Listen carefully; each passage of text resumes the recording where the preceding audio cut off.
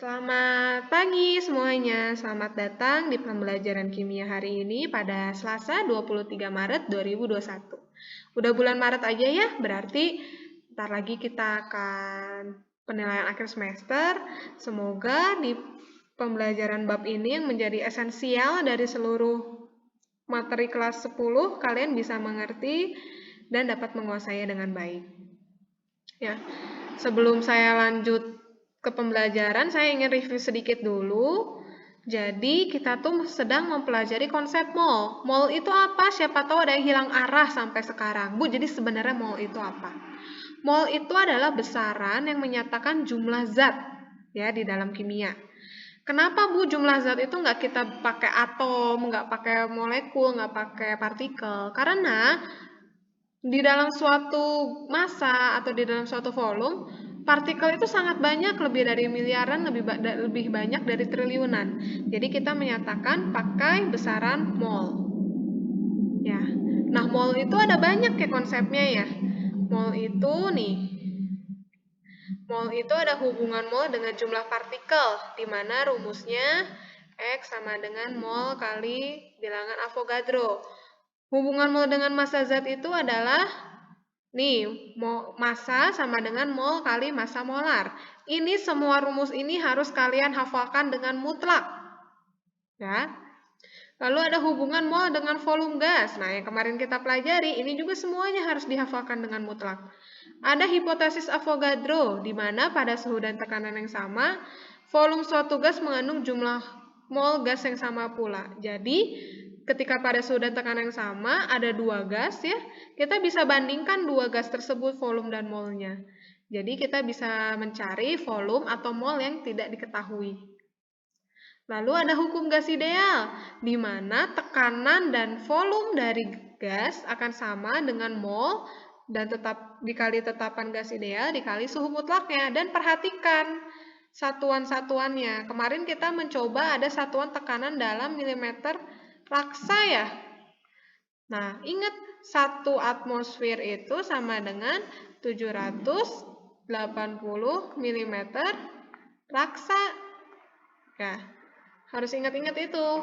Jadi jangan asal masuk ke hitungan kalau kalian nggak tahu satuannya. Harus samakan satuannya ya. Lalu hukum gas ideal ini berlaku pada keadaan tertentu menghasilkan rumus baru ya. Ada keadaan standar dan ada keadaan ruang. Kalau keadaan standar itu pada suhu 0 derajat Celcius dan tekanan 1 atmosfer.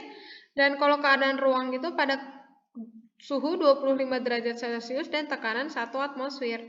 Rumusnya tentu berbeda, bisa dilihat di layar ini. Jadi, ketika suatu gas suhunya di luar ini, di luar 0,25 dan tekanannya di luar 1 atmosfer, kalian gunakan hukum gas ideal. Ya, sekarang saya mau mencoba bahas yang kedua dan soal kedua dan ketiga, karena kemarin nggak semuanya jawab ya, hanya yang tertentu yang menjawab, dan terima kasih sudah menjawab, kalian sudah mendapatkan poinnya. Saya coba ya yang kedua ya, kita bahas bersama-sama. Berapa mol gas nitrogen oksida? Ya, jadi yang ditanya itu mol nitrogen oksida yang menampati ruang 5,6 liter, jadi diketahuinya volumenya 5,6 liter jika diukur pada suhunya 0 derajat Celcius, tekanan 1 atmosfer. Nah, perhatikan ketika dikasih suhunya ketika di soal diketahui suhu dan tekanan, kalian harus ingat-ingat apakah ini bagian dari STP atau bagian dari RTP, bagian dari standar room temperature atau room temperature and pressure ya. Nah, kalau ini kan keadaan STP, jadi kalian nggak usah susah-susah pakai hukum gas ideal, langsung aja, karena ini keadaan STP ya, langsung aja masuk ke rumusnya. Ya, di mana volume itu sama dengan mol kali 22,4 liter per mol. Saya sudah bilang harus pakai satuan. Molnya itu yang ditanya ya orang berapa mol. Volumenya itu 5,6 liter. Dikali 22 5,4 liter per mol. Jadi molnya sama dengan 5,6 dibagi 22,4. Ingat satuannya jangan lupa ya, liter per mol. Jadi ini liternya bisa dicoret, hasilnya 1/4. Karena ini per mol ya, jadi molnya bisa naik. Hasilnya 1/4 mol. Ya. Sekarang bagian yang ketiga.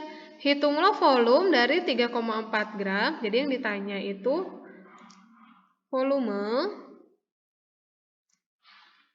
dari 3,4 gram. Jadi yang diketahuinya massa NH3 ya. 3,4 gram pada keadaan RTP. Waduh, ini mah langsung diketahui nih ya, keadaannya room temperature and pressure. Berapa suhunya kalau room temperature? 25 derajat Celcius, tekanannya 1 atmosfer. Nah, rumusnya apa kalau room temperature gini? Berarti V sama dengan mol dikali 24 liter per mol. Ya, volumenya yang ditanya, molnya apakah masuk 3,4 gram? Enggak ya, kita masukkan dulu, kita cari dulu molnya.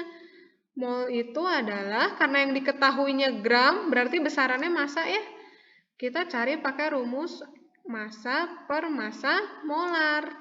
Massanya itu berapa? 3,4. Massa molarnya berapa? Di sini saya sengaja nggak cantumkan AR-nya, biar kalian cari sendiri di SPU. Tapi menurut sistem periodik unsur, AR nitrogen itu adalah 14 dan ARH itu adalah 1. Ya.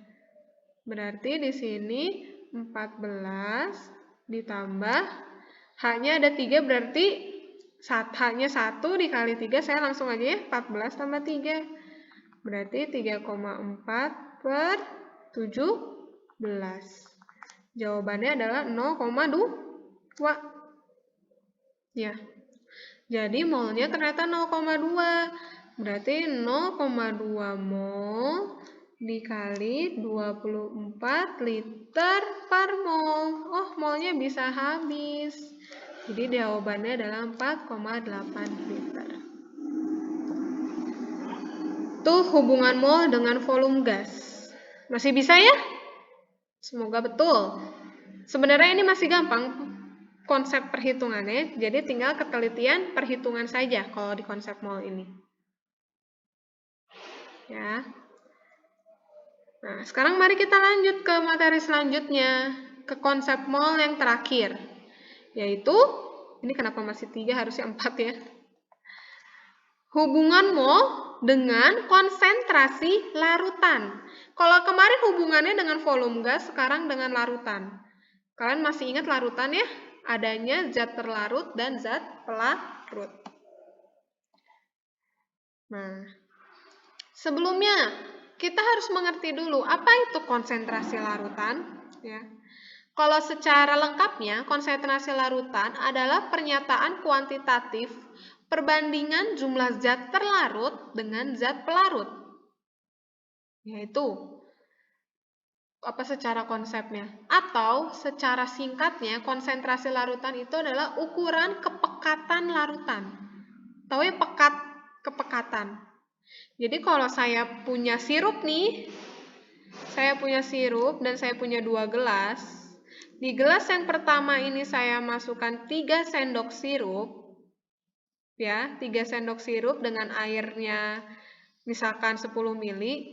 Dan di gelas yang kedua yang airnya 10 ml juga saya masukinnya 1 sendok sirup saja. Kepekatannya jelas lebih pekat yang 3 sendok sirup ya. Nah, konsentrasinya lebih besar ya. Sirup yang gelas yang dimasukkan 3 sendok sirup daripada yang 1 sendok sirup. Itu konsentrasi larutan, ukuran kepekatan suatu larutan. Lihat di gambar ini. Ya, sebenarnya nih, ada macam-macam warnanya ya, coklat tua sampai coklat muda, sampai hampir tidak berwarna seperti ini. Nah, ini tuh konsentrasinya berbeda-beda. Warna coklat tua ini menandakan dia pekat banget larutannya, berarti konsentrasinya tinggi. Kalau yang hampir tidak berwarna ini menandakan dia encer banget larutannya, berarti konsentrasinya rendah. Ya. Perlu diketahui konsentrasi larutan itu banyak sebenarnya satuan konsentrasi itu. Cuman yang kita pelajari hubungannya dengan mol adalah besaran konsentrasi molaritas. Hati-hati jangan salah. Kalau mol itu N kecil ya, ini jumlah mol, makanya saya suka nyebutnya jumlah mol, bukan mol aja. Kalau besaran konsentrasi itu molaritas dan satuannya hanya M aja. Kan kalau jumlah mol satuannya N. Apa mol? Maaf kok N. Kalau molaritas itu satuannya M besar. Ya. Kebayang ya? Nah, besaran konsentrasi itu yang kita pelajari adalah molaritas. Molaritas itu apa, Bu? Molaritas itu menyatakan jumlah mol suatu zat per liter larutan.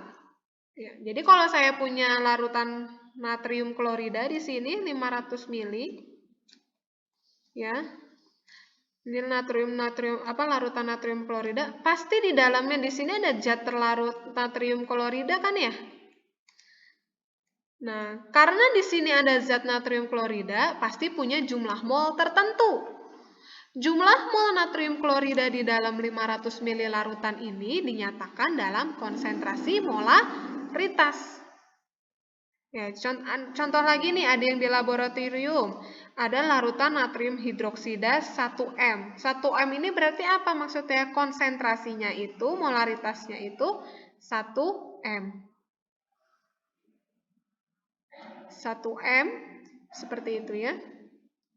Jadi rumusnya adalah konsentrasi atau molaritas ya. M besar ini sama dengan jumlah mol satuannya N per volume larutan. Dan volume larutan ini perhatikan harus dalam liter. Jadi kalau tadi ini saya punya 500 mili ya natrium kloridanya, ketika nanti saya ingin masuk ke perhitungan sini harus rubah 500 mili ini menjadi 0,5 liter. Gitu, ini rumus yang harus mutlak dihafalkan di luar kepala. Gak boleh lupa-lupa. Ya, jadi ini molaritas, konsentrasi, jumlah mol per liter larutan. Nah, kita langsung coba ya. Kita langsung coba ke hubungan mol dengan konsentrasi larutan. Ke contoh kasus di laboratorium. Kita lihat, sebanyak 6 gram kristal magnesium sulfat. Ya, kita coba selesaikan. Kita tulis dulu apa yang diketahui. Massa dari magnesium sulfat. Masanya 6 gram. Dilarutkan dalam air hingga volumenya 500 mili. Volume 500 mili. Ingat, dirubah ke liter. Langsung kita ubah aja ya, 0,5 liter.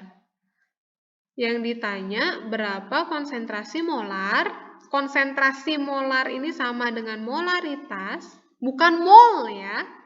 Molar, ada belakangnya ada R-nya. Berapa konsentrasi molar atau molaritas larutan yang terjadi? Berarti yang ditanya M besar. M besar itu maksudnya adalah konsentrasi molaritasnya. Nah, konsentrasi tadi kan rumusnya sama dengan jumlah mol per volume. Volume dalam liter. Apakah jumlah mol ini saya langsung masukkan 6 gram? Tidak ya. Berarti harus saya cari dulu molnya. Lagi-lagi. Rumusnya adalah massa per massa molar. Massa itu apa? Massanya yang ada diketahui ini ya, 6 gram katanya. Massa molarnya berapa ini kita jumlahkan ya?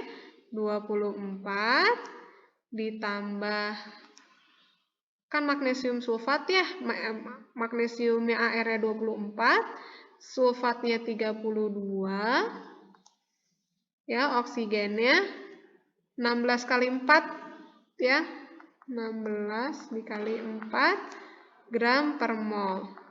Jangan lupa satuannya ya, gramnya berarti coret.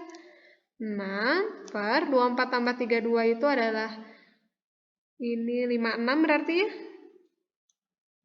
Ditambah 16 kali 4 itu 64, betul?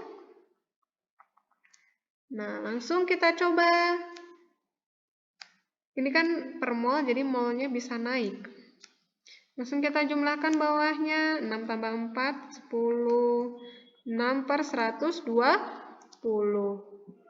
Ya, 6 per 120 bisa kita sederhanakan jadi berapa? 1 per 20. Ya, boleh dalam pecahan ya, saya coba masukannya dalam pecahan. Karena kemarin ada yang nanya, Bu, boleh nggak sih perhitungannya pecahan? Boleh. Saya coba sekarang pecahannya. 1 per 20 mol. Per volumenya 0,5 liter ya. 0,5 liter. Nah, karena di sini 0,5, di sini pecahan, ya. Enaknya gimana? Ini yang di atas dirubah ke koma atau bawah yang ubah ke pecahan? Bawah aja kita coba pindah ke pecahan ya. Kita ubah per 5 per 10 ya. Liter. Jadi, kita naikkan 5 per 10-nya ya. Mol dikali 10 per 5 liter ya jadinya ya. Liter pangkat min 1. Nggak cukup ya, ternyata ini saya hapus ya. Nanti kalian coba catat sendiri. Maaf, ini saya hapus. Yang penting tahu hasilnya 1 per 20 ya.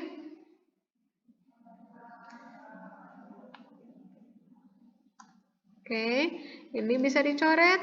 Ya, jadi ini 2 hasilnya. Oh, jawabannya adalah 1 per 10 mol liter pangkat min 1. Nah, mol kali liter pangkat min 1 ini adalah sama satuannya dengan 1 per 10 M besar atau molaritas. Seperti itu.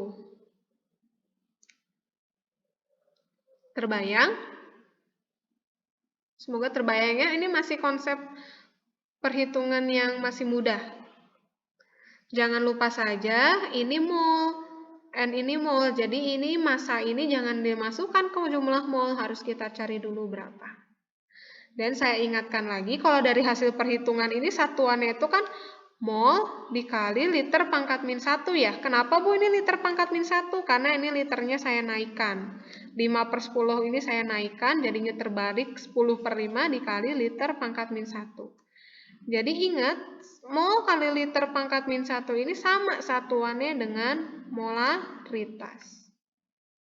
Ya, jadi ini satuan lainnya adalah mol dikali liter pangkat min 1. Seperti itu. Nah, kalau sudah dijelaskan, kalau ada yang tidak paham boleh ditanyakan ya melalui private chat kepada saya.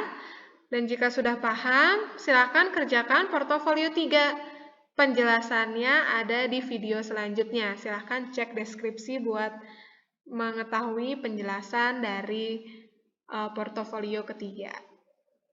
Terima kasih.